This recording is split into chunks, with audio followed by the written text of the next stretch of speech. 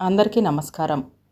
అప్పుడే డ్యూటీ నుండి ఇంటికి వచ్చాడు ఇన్స్పెక్టర్ గగన్. వచ్చి రాగానే ఫోన్ రింగ్ అయింది. ఫోన్ మాట్లాడి ఇప్పుడే వస్తాను అని అంటూ తల్లితో చెప్పి జీపులో బయలుదేరాడు. ఒక అమ్మాయిని నలుగురు వ్యక్తులు ఆటోలో బలవంతంగా తీసుకొని వెడుతున్నారని ఎవరో ఫోన్ చేస్తే హడావుడిగా అతను చెప్పిన ప్లేస్కి వెళ్ళాడు. ఒకచోట ఆటో కనిపించింది. కానీ అక్కడ ఎవ్వరూ లేరు. చుట్టుపక్కల అంతా వెతికాడు. ఒక పాడుబడ్డ ఇంట్లో నుండి అరుపులు వినపడ్డాయి. గగన్ ఫోన్ చేయటం వలన కానిస్టేబుల్స్ కూడా అక్కడికి వచ్చారు. గగన్ ముందుగా తలుపులు పగలగొట్టి లోపలికి వెళ్ళాడు. గగన్ని చూసి ఆవారాగాళ్ళు బయటికి పారిపోయారు. వెంటనే కానిస్టేబుల్స్ వాళ్ళని పట్టుకున్నారు. తరువాత గగన్ ఆ అమ్మాయి వైపు చూశాడు. ఆమె ఇంకా షాక్లోనే ఉంది. ముందు వీళ్లను పోలీస్ స్టేషన్కి తీసుకొని వెళ్ళండి మీరు. ఈ అమ్మాయి ఎవరో కనుక్కొని వాళ్ళ ఇంట్లో దింపి వస్తాను అని అన్నాడు గగన్ కానిస్టేబుల్తో. ఓకే సార్ అని వాళ్ళు వెళ్ళిపోయారు. ఆమె మోకాళ్లపై తలని ఉంచి ఏడుస్తుంది. గగన్ ఆ అమ్మాయి దగ్గరికి వెళ్ళి, మీరేమీ భయపడకండి, మీ ఇల్లు ఎక్కడో చెబితే మిమ్మల్ని తీసుకొని వెళతాను అని అన్నాడు. ఆ మాటలకు ఆమె తల ఎత్తి చూసింది. చాలా అందంగా ఉంది తను. గగన్ ఆమెను అలానే చూస్తూ ఉండిపోయాడు. ఆమె నుండి చూపు తిప్పుకొని, మీ అడ్రస్ చెప్పండి అని అన్నాడు మళ్ళీ. ఆమె మళ్ళీ ఏడవటం మొదలుపెట్టింది. గగన్కు చాలా అసహనంగా ఉంది ఆమె అలా ఏడుస్తుంటే. అడ్రస్ చెప్పమంటే ఏడుస్తారేమిటి అని అన్నాడు గట్టిగా. ఆమె వెంటనే గగన్ వైపు చూసింది భయంగా. తన పొరపాటు అర్థమై సారీ అని అన్నాడు.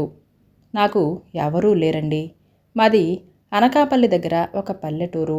మా అమ్మ నాన్న చిన్నప్పుడే చనిపోయారు. మా అమ్మమ్మ దగ్గరే నేను పెరిగాను. ఈ మధ్యే ఆమె కూడా చనిపోయింది. తెలిసిన వాళ్ళు జాబ్ ఇప్పిస్తానంటే ఇక్కడికి వచ్చాను. ఇంతలో ఎలా జరిగింది అని ఏడుస్తూ చెప్పింది. మీకు జాబ్ ఇప్పిస్తాను అన్న వాళ్ళ అడ్రస్ చెప్పండి, వాళ్ళ దగ్గరికి తీసుకొని వెళ్తాను అని అనగానే నా బ్యాగు ఆ రౌడీలు ఎక్కడో పడేశారండి. కనీసం ఫోన్ నెంబర్ అయినా తెలుసా? తెలియదని అన్నట్లుగా తల ఊపింది. గగన్కి ఏం చెయ్యాలో అర్థం కాలేదు. ఆడపిల్లని ఒంటరిగా వదిలి వెళ్ళటానికి మనస్సు ఒప్పుకోలేదు. సరే పదండి, మా ఇంటికి వెళదాం, వాళ్ళ అడ్రస్ దొరికాక వెళ్ళొచ్చు అని అన్నాడు. ఆమె సరేనని అన్నట్లుగా తల ఊపింది. ఇంతకు మీ పేరు అని అన్నాడు. మహాలక్ష్మి అని అంది. ఇంటికి వెళ్ళాక తల్లికి మహాలక్ష్మి గురించి చెప్పాడు. ఆమె చాలా బాధపడింది. మహాలక్ష్మిని ఓదార్చి భోజనం పెట్టి తన గదిలోకి తీసుకుని వెళ్ళింది. ఉదయం గగన్కి బెడ్ కాఫీ తీసుకుని వెళ్ళింది వాణి. ఏమంటుందమ్మా ఆ అమ్మాయి అని అన్నాడు. గగన్ తల్లి చేతిలోని కాఫీ తీసుకుని రాత్రంతా ఏడుస్తూనే ఉంది. ఎప్పుడో తెల్లారగట్ట పడుకుంది, ఇంకా లెగవలేదు అని అంది. గగన్ టిఫిన్ చేసి డ్యూటీకి బయలుదేరాడు. మహాలక్ష్మి గదిలోకి వెళ్ళాడు. ఆమె ఇంకా నిద్రపోతూనే ఉంది. అమాయకంగా ఉన్న ఆమె ముఖాన్ని చూస్తూ గుమ్మం దగ్గరే నిలుచున్నాడు. ఏంటి నాన్న, ఇంకా వెళ్ళలేదా అని అంది తల్లి. ఆ అమ్మాయి లెగిస్తే ఏమైనా వివరాలు చెబుతుందేమో అని అన్నాడు. ఆ అమ్మాయి ఎక్కడే ఉంటుందిగా, తీరికగా అడగొచ్చులే. ప్రస్తుతం తన దగ్గర ఈ విషయం ఎత్తకపోతేనే మంచిది. నిన్న జరిగిన దానికి చాలా భయపడిపోయింది అని అంది తల్లి. సరేనమ్మా, నేను వెళ్ళొస్తాను అని స్టేషన్కి వెళ్ళిపోయాడు. తర్వాత మహాలక్ష్మి లేచి కూర్చొని రాత్రి జరిగిన దాని గురించి ఆలోచిస్తుంది. ఏంటమ్మా అప్పుడే లేచావు, కాసేపు పడుకోపోయావా అని అంది వాణి. సారీ ఆంటీ, నా వల్ల మీకు ఇబ్బంది అని అంది. పిచ్చి పిల్ల, నువ్వు అలాంటివి మనసులో ఏమీ పెట్టుకోకు. ముందు వెళ్ళి ఫ్రెష్ అయ్యిరా, టిఫిన్ చేద్దువు గాని అని ఆమె చేతిలో బట్టలు పెట్టింది. మహాలక్ష్మి ఆమె వైపు కృతజ్ఞతగా చూసింది. తర్వాత స్నానం చేసి వచ్చాక ఇద్దరూ కబుర్లు చెప్పుకుంటూ టిఫిన్ చేశారు. వాణి వద్దన్నా వినకుండా వంటలో హెల్ప్ చేసింది.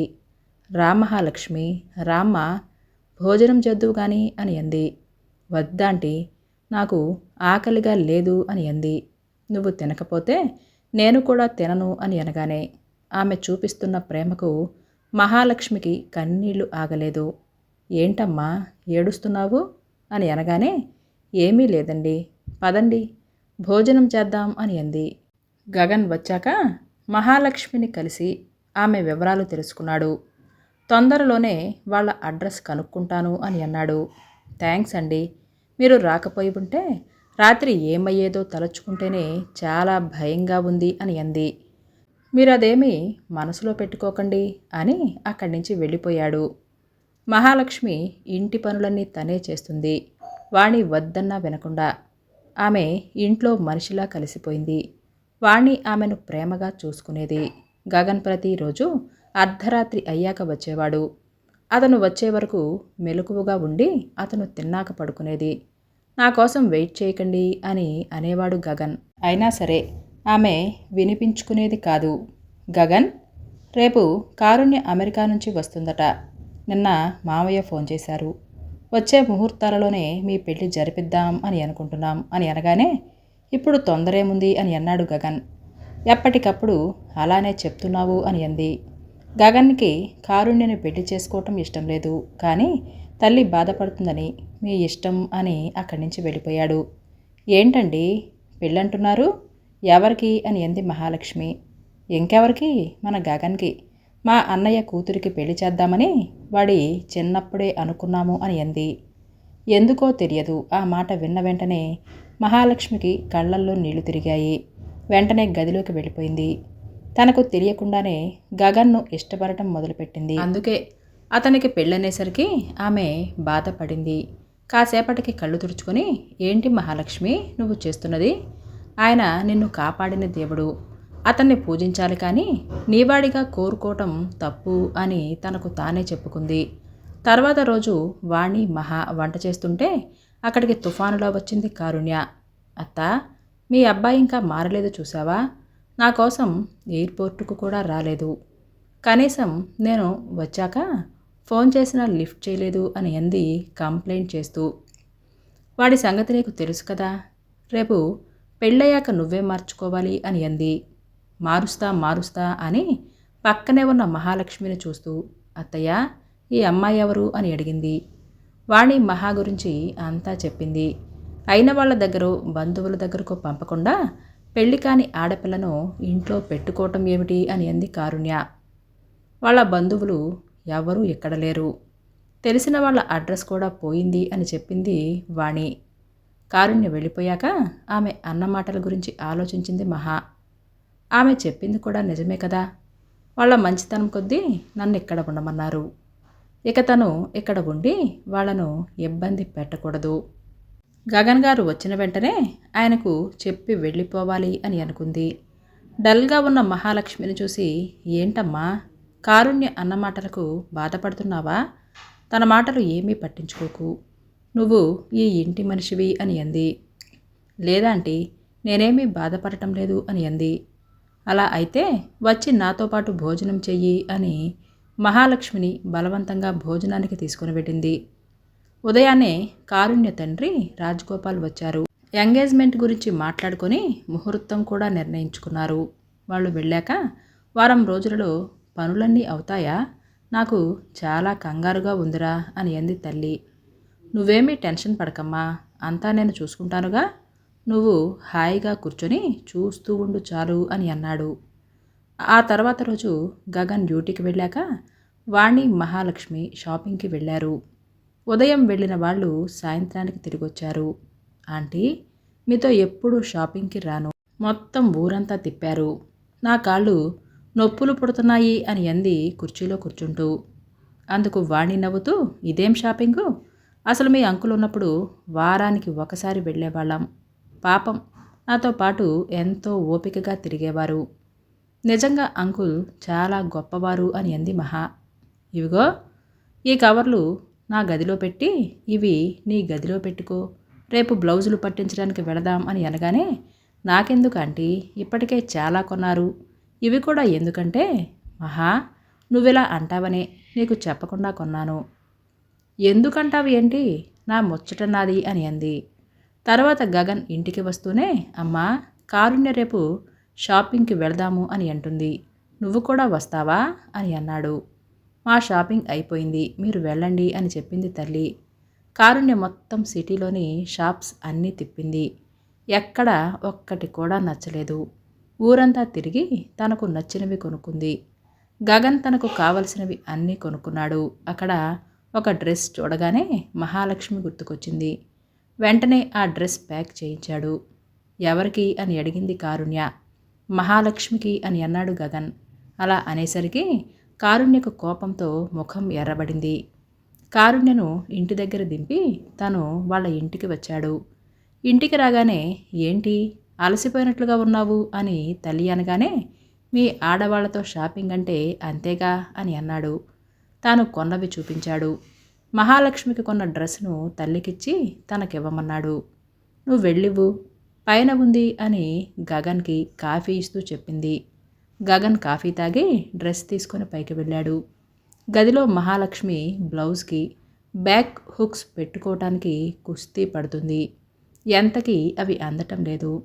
ఇంతలో తలుపు తీసిన చప్పుడైతే వాణి వచ్చింది అని అనుకుంది. అటు తిరిగి ఉండటం వలన వచ్చింది గగన్ అని అనుకోలేదు. భలే టైంకి వచ్చారంటీ, ఈ హుక్స్ కొంచెం పెట్టండి అని అంది. గగన్కి ఒక్క నిమిషం ఏమీ అర్థం కాలేదు. ఆంటీ తొందరగా పెట్టండి అని అంది. ఇక తప్పదని వెళ్ళి హుక్స్ పెట్టాడు.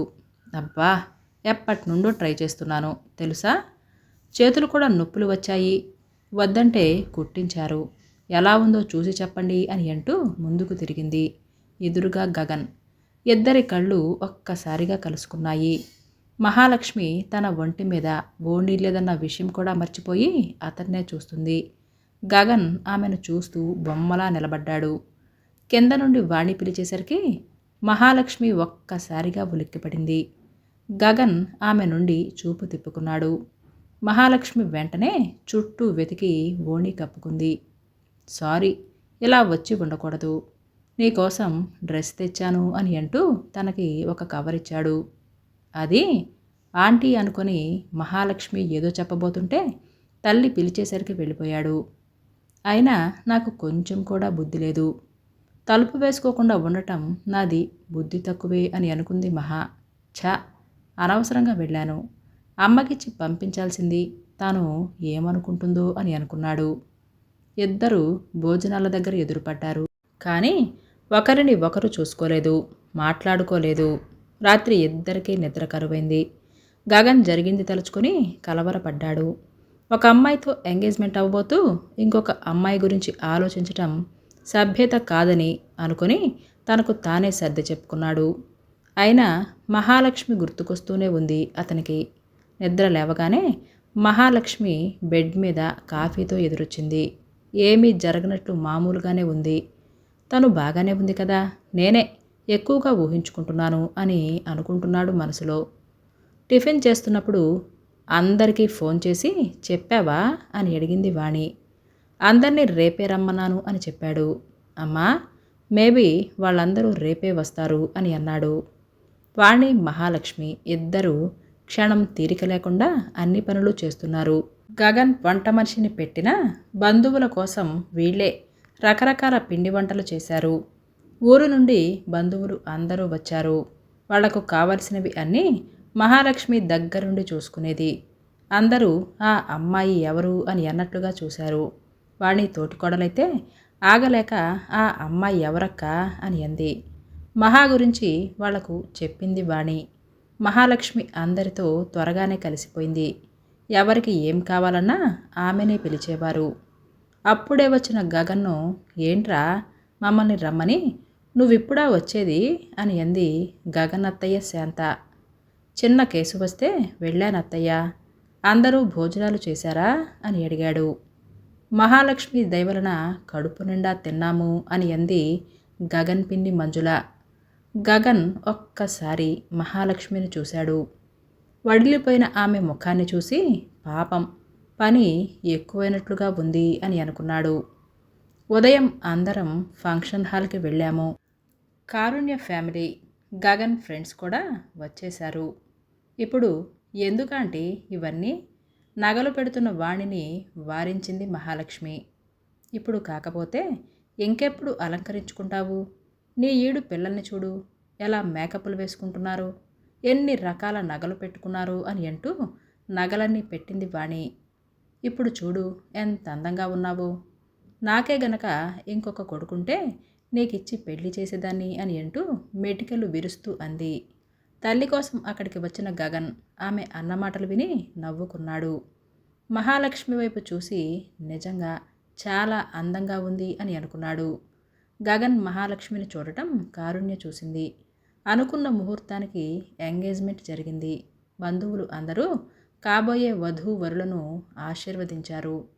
కారుణ్య గగన్ పక్కన నిలబడింది. కానీ ఆమె కళ్ళన్నీ మహాలక్ష్మి మీదే ఉన్నాయి. ఆమె అందాన్ని చూసి ఈర్ష్యపడింది. ఆమెతో ప్రేమగా మాట్లాడటం అస్సలు నచ్చలేదు. ఏదో ఒకటి చేసి మహాలక్ష్మిని ఊరి నుంచి పంపించాలి అని అనుకుంది. ఒకరోజు గగన్కి ఫోన్ చేసి కలవాలి అని చెప్పింది. ఇద్దరూ రెస్టారెంట్కి వెళ్ళారు. ఏంటి అంత అర్జెంటుగా కలవాలన్నావు అని అన్నాడు. మహాలక్ష్మి మీ ఇంట్లో ఉండటం నాకిష్టం లేదు, తనని పంపించేసేయి అని అంది. వాళ్ళు వస్తే తప్పకుండా పంపిస్తాను అని అన్నాడు. వాళ్ళు వచ్చాక కాదు, ఇప్పుడే పంపించు అని కారుణ్యం మొండిగా అంది. అలా అంటే ఎలా? ఆడపిల్ల ఒంటరిగా ఎక్కడికైనా ఎలా వెళుతుంది అని అన్నాడు. ఎక్కడికో ఎందుకు, మనమే హాస్టల్లో ఉంచుదాం, వాళ్ళు వచ్చే వరకు అన్నీ మనమే చూసుకుందాం అని అంది. అమ్మ ఏమంటుందో అని అన్నాడు. అమ్మ అనుకుంటుందనా? నువ్వేమైనా అనుకుంటున్నావా అని అనుకుంది కారుణ్య మనసులో. అదంతా నాకు అనవసరం, ముందు నేను చెప్పినట్లు చెయ్యి అని అంది. ఇంతలో ఫోన్ వస్తే సరే నాకు పనుంది, నీతో తర్వాత మాట్లాడతా అని అక్కడి నుంచి వెళ్ళిపోయాడు స్టేషన్కి. అక్కడికి వెళ్ళాడే కానీ కారుణ్య చెప్పిన దాని గురించి ఆలోచిస్తూ కూర్చున్నాడు. ఇంత సడన్గా వెళ్ళిపోమంటే ఏమనుకుంటుందో, పోనీ తనకు మంచి జాబ్ చూసి అప్పుడు చూద్దాంలే అని అనుకున్నాడు. గగన్కి చెప్పి 10 రోజులైనా సరే ఇంకా మహాలక్ష్మిని పంపించలేదు. నేనే వెళ్ళి ఏదో ఒకటి చెయ్యాలి అని అనుకుంది.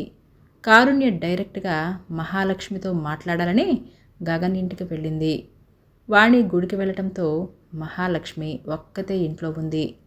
ఇదే కరెక్ట్ టైం అని అనుకుని మహాలక్ష్మి దగ్గరికి వెళ్ళి నీతో మాట్లాడాలి అని అంది. చెప్పండి అని అంది మహాలక్ష్మి. నువ్విక్కడ ఉండటం నాకు ఇష్టం లేదు, నువ్విక్కడే ఉంటే నా బావ నాకు దూరం అవుతాడు అని భయంగా ఉంది. నీకెంత డబ్బు కావాలన్నా ఇస్తాను, నువ్వు వెంటనే ఇక్కడి నుంచి వెళ్ళిపో అని అంది. కారుణ్య గారు, ఏం మాట్లాడుతున్నారు మీరు? నా వలన ఆయన మీకు దూరం అవటమేమిటి? ఆయన నా ప్రాణాలు కాపాడిన దేవుడు, ఆయన మీద నాకు ఏ దురభిప్రాయమూ లేదు అని అంది మహా కన్నీళ్లతో. నాకదంతా అనవసరం, నేను రేపు వచ్చేసరికి నువ్విక్కడ ఉండకూడదు, కాదని ఉన్నావో నేనేం చేస్తానో నాకే తెలియదు అని అంది కారుణ్య మహాలక్ష్మిని బెదిరిస్తూ. మహాలక్ష్మి బాగా ఆలోచించి ఒక నిర్ణయానికి వచ్చింది. వాణి గుడి నుండి వచ్చాక ఆమె దగ్గరికి వెళ్ళి, ఆంటీ, మా మామయ్య దగ్గర నుంచి ఫోన్ వచ్చింది, ఆయన అడ్రస్ కూడా చెప్పారు, నాకు మంచి జాబ్ కూడా చూశారట, వెంటనే రమ్మన్నారు అని అంది. అంటే మమ్మల్ని వదిలి వెళ్ళిపోతావా అని అంది దిగులుగా ముఖం పెట్టి. మామయ్య మరీ చెప్పారు రమ్మని, నేను బయలుదేరుతున్నాను, గగన్ గారు వచ్చాక చెప్పండి అని అంది మహా. సరే తల్లి, నీ ఇష్టం, అక్కడికి వెళ్ళాక అప్పుడప్పుడు ఫోన్ చేస్తూ ఉండు, వీలు చూసుకొని వస్తూ ఉండు అని అంది వాణి. తప్పకుండా వస్తాను అని తన బ్యాగ్ తీసుకొని వెళ్ళిపోయింది. ఎప్పటిలాగానే లేటుగా వచ్చిన గగన్కి డైనింగ్ టేబుల్ దగ్గర తన కోసం వెయిట్ చేసే మహాలక్ష్మి కనపడలేదు. తల్లి వచ్చి వడ్డించింది. మహా, ఏదమ్మా నువ్వొచ్చావు అని అన్నాడు. ఆమె జరిగింది మొత్తం చెప్పింది. నాకొక్క మాట కూడా చెప్పాలి అని అనిపించలేదా తనకి అని అనుకున్నాడు మనసులో. అయినా ఇన్నాళ్ళు లేనిది ఇప్పుడు వాళ్ళ మావయ్య ఎందుకు రమ్మన్నాడు, అయినా తనకు ఎలా కాల్ చేశాడు అని అన్నాడు తల్లితో. ఏమోరా, నేను అవేమీ అడగలేదు అని అంది. ఆ రాత్రి వాళ్ళిద్దరికీ నిద్ర పట్టలేదు. విషయం తెలిసిన కారుణ్య మాత్రం చాలా హ్యాపీగా ఫీల్ అయింది. సరిగ్గా నెల రోజుల తర్వాత ఏదో కేసు విషయం మీద రైల్వే స్టేషన్కి వెళ్ళాడు. అక్కడ ట్రైన్లో మహాలక్ష్మి కనిపించింది. తనతో మాట్లాడదామని తనని పిలవబోయాడు. ఇంతలో రైలు కదిలిపోయింది. మహాలక్ష్మి కూడా గగన్ని చూసింది, కానీ అతనితో మాట్లాడే ప్రయత్నం చేయలేదు. కానీ ఒక కాగితం బయటికి విసిరింది. గగన్ పరిగెత్తుకుంటూ వెళ్ళి ఆ పేపర్ తీసుకొని చదివాడు. మమ్మల్ని కాపాడండి, ఒక ముఠ నన్ను ఇంకా కొంతమంది అమ్మాయిలను అమ్మటానికి తీసుకొని వెడుతున్నారు అని అందులో రాసింది. గగన్ వెంటనే అలర్ట్ అయ్యాడు. ఆ ట్రైన్ ఎక్కడికి వెళుతుందో కనుక్కొని ప్యాసింజర్స్ లిస్టు తెప్పించాడు. అది ఢిల్లీ వెళ్ళే ట్రైన్. పక్క స్టేషన్లో ట్రైన్ ఆపటానికి ప్రయత్నించాడు, కానీ కుదరలేదు. తన పై ఆఫీసర్కు ఇన్ఫర్మేషన్ చేసి స్పెషల్ ఫ్లైట్లో ఢిల్లీకి వెళ్ళాడు. ట్రైన్ కంటే ముందే స్టేషన్లో వాళ్ళ కోసం కాపు కాశాడు. ట్రైన్ ప్లాట్ఫామ్ మీదకి వచ్చింది. కొంతమంది అమ్మాయిలు, వాళ్లతో పాటు 4 గూండాలు దిగారు. పోలీసులు వాళ్ళని చుట్టుముట్టారు. ఆ నలుగురే కాకుండా ఆ ముఠాకి సంబంధించిన వాళ్ళు కొంతమంది అక్కడికి వచ్చారు. వాళ్ళు పోలీసుల మీద కాల్పులు జరిపారు. పోలీసులకు ఆ గ్యాంగుకు మధ్య పెద్ద ఘర్షణే జరిగింది. గగన్ మహాలక్ష్మి వాళ్లను పక్కకు తీసుకుని వెళ్ళాడు. స్టేషన్ అంతా గందరగోళంగా ఉంది. ఫైరింగ్ జరుగుతుంది. ఆ ముఠాలో ఒకడు గగన్ మీద కత్తితో దాడి చేయబోయాడు. అది గమనించిన మహాలక్ష్మి గగన్కి అడ్డుగా నిలబడింది. ఆ కత్తి మహాలక్ష్మి కడుపులో దిగింది. గగన్ ఆమెను వెంటనే హాస్పిటల్కి తీసుకెళ్లాడు. గగన్ చాలా కంగారు పడ్డాడు. మహాలక్ష్మికి ఏమవుతుందో అని. పేషెంట్ పరిస్థితి కొంచెం క్రిటికల్గానే ఉందని, కత్తి గర్భసంచి దగ్గర గుచ్చుకోవటం వలన అది పూర్తిగా డ్యామేజ్ అయిందని, దాన్ని తీయాల్సి వస్తుందని, లేకపోతే ఇన్ఫెక్షన్ వస్తుంది అని చెప్పింది డాక్టర్. అంటే డాక్టర్ తనకు అవునండి, తనకిక పిల్లలు పుట్టే అవకాశం లేదు అని అంది. ఓకే డాక్టర్, ముందు మీరు ఆపరేషన్ చేయండి అని అన్నాడు గగన్. డాక్టర్ చెప్పిన ఫార్మాలిటీస్ అన్నీ పూర్తి చేశాడు. ఆపరేషన్ పూర్తయ్యాక రూమ్కి షిఫ్ట్ చేశారు మహాలక్ష్మిని. ఆమెకు ఇంకా స్పృహ రాలేదు. నర్స్ బయట కూర్చున్న గగన్ దగ్గరికి వెళ్ళి, సార్ ఒకసారి లోపలికి వస్తే మీ వైఫ్కి డ్రెస్ చేంజ్ చేద్దాం అని అంది. ఏంటి ఈవిడ ఎలా అంటుంది అని అనుకున్నాడు. అప్పుడు సడన్గా అతనికి గుర్తుకొచ్చింది, ఇంతకుముందు ఫామ్లో హస్బెండ్ అనే చోట సైన్ చేసిన సంగతి. అందుకే ఈవిడ అలా అనుకుంటుంది అని అనుకున్నాడు. ఏంటి ఆలోచిస్తున్నారు, రండి అని అంది గట్టిగా నర్సు. ఆమె వెనకే వెళ్ళాడు గగన్. ఇక తప్పదని ఆపరేషన్ జరిగినప్పుడు వేసిన డ్రెస్ని తీసేసింది. వెంటనే గగన్ తలను పక్కకు తిప్పుకున్నాడు. ఏంటండి అలా సిగ్గుపడుతున్నారు మీరు? ఈమె తల ఎత్తి పట్టుకోండి, నేను నైటీ తొడుగుతాను అని అంది. ఆమె చెప్పినట్లే చేశాడు గగన్. ఆమెకు స్పృహ వచ్చాక ఏం జరిగింది అని అడిగాడు. వాళ్ళు జాబ్ ఇస్తాను అని చెప్పి మోసం చేశారు అని చెప్పింది. సరేలే, మీ మావయ్య గారి అడ్రస్ చెప్పు, వాళ్ళకి కాల్ చేస్తాను అని అన్నాడు. మావయ్య కాశీకి వెళ్ళారు. ఫోన్ కూడా తీసుకొని వెళ్ళలేదని నోటికొచ్చిన అబద్ధం చెబుతుంది. అయితే మా ఇంటికి వెళదాం పదా అని అన్నాడు. వద్దండి, మీకెందుకు శ్రమ అని అంది. ఆ మాట వినగానే గగన్కి కోపం వచ్చింది. ఈ స్థితిలో నువ్వు నా దగ్గర ఉండటమే కరెక్ట్, నువ్వేమీ మాట్లాడకుండా నాతోరా అని అన్నాడు. మహాలక్ష్మి ఇంకేమీ మాట్లాడలేదు. ఆమె కొంచెం కోలుకున్నాక డిశ్చార్జ్ చేశారు. కొడుకుతో పాటు వచ్చిన మహాలక్ష్మిని చూసి వాణి చాలా సంతోషించింది. మహాలక్ష్మి నీరసంగా ఉండటం చూసి ఏమైంది తనకు అలా ఉంది అని అంది. గగన్ జరిగిందంతా చెప్పాడు. వాణి చాలా బాధపడింది. మహాలక్ష్మి మీద అభిమానం మరింత పెరిగింది. మహాలక్ష్మి వచ్చిన విషయం కారుణ్యకు తెలిసి ఇంటికొచ్చి చాలా గొడవ చేసింది. ఆమెను ఇంట్లో నుండి పంపిస్తేనే మన పెళ్లి జరుగుతుంది బావా, లేకపోతే లేదు అని అంటుంది. తనని పరిస్థితులలో ఎక్కడికి పంపను, నీ ఇష్టం వచ్చినట్లు చేసుకో అని అన్నాడు గగన్ కోపంగా. ఓహో, నాకంటే నీకదే ఎక్కువ, సరే మన పెళ్ళి క్యాన్సిల్ చేయమని డాడీకి చెబుతా అని అక్కడి నుంచి వెళ్ళిపోయింది. వాణి అదంతా చూస్తూనే ఉంది. మహాలక్ష్మి తన వల్లే పెళ్ళి ఆగిపోయింది అని బాధపడింది. తనెక్కడ నుండి వెళ్ళిపోతేనే మంచిది అని అనుకుంది.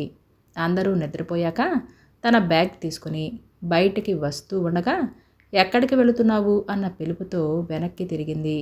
ఎదురుగా గగన్. నా వల్ల మీ పెళ్ళి ఆగిపోతుంది, నేను వెళ్ళిపోతే మీరు కారుణ్యతో సంతోషంగా ఉండవచ్చు అని అంటుంది. నువ్వు వెళ్ళటానికి వీల్లేదు అని అన్నాడు గగన్. ప్లీజ్ నన్ను వెళ్ళనివ్వండి అని అంది మహాలక్ష్మి. చెబుతుంటే నీకు కదా, ముందు లోపలికి వెళ్ళు అని అన్నాడు గట్టిగా. ఇక మహాలక్ష్మి చేసేది ఏమీ లేక లోపలికి వెళ్ళిపోయింది. కొన్ని రోజుల తర్వాత కారుణ్యకు అమెరికా సంబంధం చూసి పెళ్లి చేశాడు ఆమె తండ్రి. గగన్కి కూడా వాణి పెళ్లి సంబంధాలు చూడటం మొదలుపెట్టింది. గగన్ ప్రతిదీ తిరస్కరిస్తున్నాడు. ఏంట్రా ఇన్ని సంబంధాలు తెచ్చినా వద్దంటున్నావు? పెళ్లి చేసుకోకుండా జీవితాంతం ఇలానే ఉండిపోతావా అని అంది వాణి. అమ్మా, నువ్వింతలా అడుగుతున్నావు కాబట్టి చెబుతున్నాను. నేను మహాలక్ష్మిని పెళ్లి చేసుకోవాలి అని అనుకుంటున్నాను అని అన్నాడు. ఆమెకు కొడుకు నిర్ణయం నచ్చలేదు. తనకు పిల్లలు పుట్టే అవకాశం లేదని తెలిసి ఎలా నా కోడలిగా అంగీకరించను? మన వంశం నిలబడేదెలా? కావాలంటే తనకు వేరే సంబంధం చూసి మనమే పెళ్లి చేద్దాం అని అంది. అమ్మా, నువ్వెలా మాట్లాడతావని నేను కలలో కూడా ఊహించలేదు. ఆ రోజు తను అడ్డు రాకపోతే నీ కొడుకు నీకు దక్కేవాడు కాదు. అప్పుడు మన వంశం ఏమయ్యేది అని అన్నాడు. వాణి గగనన్న మాటలు విని ఆలోచనలో పడింది. అవును, మహాలక్ష్మి లేకపోయి ఉంటే ఈరోజు నా కొడుకు ప్రాణాలతో ఉండేవాడు కాదు. సరే నాన్న, నాకు మహాలక్ష్మిని నువ్వు పెళ్లి చేసుకోవటం ఇష్టమే. ఒకసారి తన ఇష్టం కూడా కనుక్కో అని అంది. వెంటనే గగన్ మహాలక్ష్మి దగ్గరికి వెళ్ళి నీతో మాట్లాడాలి అని అన్నాడు. చెప్పండి అని అంటే, మహాలక్ష్మి, నేను నిన్ను పెళ్లి చేసుకుందాం అని అనుకుంటున్నాను అని అనగానే మహాలక్ష్మి మౌనంగా ఉండిపోయింది. ఏంటి మహా, మౌనంగా ఉన్నావు? నన్ను పెళ్లి చేసుకోవటం నీకు ఇష్టం లేదా అని అన్నాడు ఆమె దగ్గరగా వెళుతూ. ఇష్టం లేదు అని అంది మహాలక్ష్మి. నిజం చెప్పు మహా, నేనంటే నీకు ఇష్టం లేదా అని ఆమె చెయ్యి పెట్టుకొని అడిగాడు. లేదు అని అతని నుండి దూరంగా జరిగింది. మహా, అబద్ధం చెప్పకు. నేనంటే నీకు ఇష్టమేనని నాకెప్పుడో తెలుసు. మరి ఎందుకలా చెబుతున్నావు అని అన్నాడు. ఆమె 2 భుజాలు పట్టుకొని మహా ఏడుస్తూ కిందకి ఒరిగిపోయింది. గగన్ ఆమెను పట్టుకొని మంచం పైన కూర్చోబెట్టాడు. ప్లీజ్ మహా, ఏడవకు. నీకిష్టం లేకపోతే బలవంతం చేయను అని అన్నాడు. అప్పుడు నోరు తెరిచింది మహాలక్ష్మి. నాకు మీరంటే ఇష్టమే కానీ నాకు పిల్లలు పుట్టే అవకాశం లేదు కదా. నా వలన మీ వంశం ఆగిపోకూడదు. అందుకే వద్దంటున్నాను అని అంది. నీ బాధ నాకు అర్థమైంది మహా. మనం కంటేనే మన పిల్లలవుతారా? మనకు పిల్లలు కావాలి అని అనిపించినప్పుడు ఎవరినైనా పెంచుకొని వారికి మంచి భవిష్యత్తును ఇద్దాము అని అన్నాడు. సరేనన్నట్లుగా తల ఊపింది మహా. అమ్మయ్యా, ఎప్పటికైనా కరుణించావా అని ఆమెను దగ్గరికి తీసుకున్నాడు. అతని గుండెలపై తల పెట్టుకుని నిజం చెప్పండి, మీరు నాపై జాలితో పెళ్లి చేసుకోవాలి అని అనుకుంటున్నారా అని అంది. నువ్వు నన్నింకా పూర్తిగా అర్థం చేసుకోలేదు. నువ్వంటే నాకు ప్రాణం అని అన్నాడు.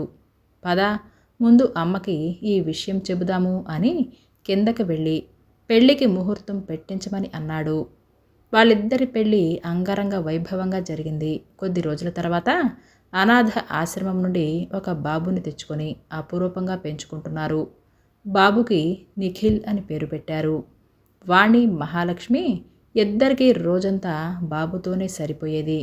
బాబుని అపూర్వంగా చూసుకుంటున్నారు. బాబుని వాణి ఎత్తుకుంటే మహాలక్ష్మి సెర్లాక్ పెడుతుంది. అప్పుడే డ్యూటీ నుండి వచ్చిన గగన్ వాళ్ళ ఎదురుగా కూర్చున్నాడు మౌనంగా. ఏంట్రా అలా ఉన్నావు అని అంది. మీకు నాకంటే మీ మనవడే ఎక్కువైపోయాడు. ఆవిడేమో కొడుకుని ఒక్క నిమిషం కూడా వదలదు. మీరిద్దరూ నన్ను పట్టించుకోవటమే మానేశారు అని అన్నాడు. అసలు కంటే వడ్డీ ముద్దురా, నాకు నీకన్నా నా మనవుడే ఎక్కువ అని అంది వాణి. నీకు కూడా నీ కొడుకే ఎక్కువ అని అన్నాడు మహాని. నాకు ఈ ప్రపంచంలో నీ తర్వాతే ఎవరైనా, మీరేనా సర్వస్వం అని అంది మహాలక్ష్మి కన్నీళ్లతో. ఏ, నేనేదో సరదాగా అన్నాను, ఆ మాత్రానికే ఏడుస్తావా అని అంటూ ఆమెను దగ్గరికి తీసుకున్నాడు. వాణి బాబును తీసుకొని అక్కడి నుంచి వెళ్ళిపోయింది. వదలండి, అత్తయ్య ఏమనుకుంటారో అని అంది అతన్ని దూరంగా జరుపుతూ. ఏమీ అనుకోదు కాబట్టే ఇక్కడి నుంచి వెళ్ళిపోయింది అని అంటూ ఆమెకు దగ్గరగా వెళ్ళాడు. వాళ్ళిద్దరూ చాలా సంతోషంగా తమ జీవితాన్ని గడుపుతున్నారు. పిల్లలు పుట్టట్లేదని వేధించే అత్తలకు కనువిప్పు కావాలి అని కోరుకుంటూ. ఈ కథ మీకు నచ్చిందా అండి? అయితే సబ్స్క్రైబ్ చేయటం, లైక్ చేయటం, షేర్ చేయటం మర్చిపోవద్దు. ఈ కథ ఎలా ఉంది అనేది మీ అమూల్యమైన అభిప్రాయాలను నాకు కామెంట్స్ రూపంలో తెలియజేయండి.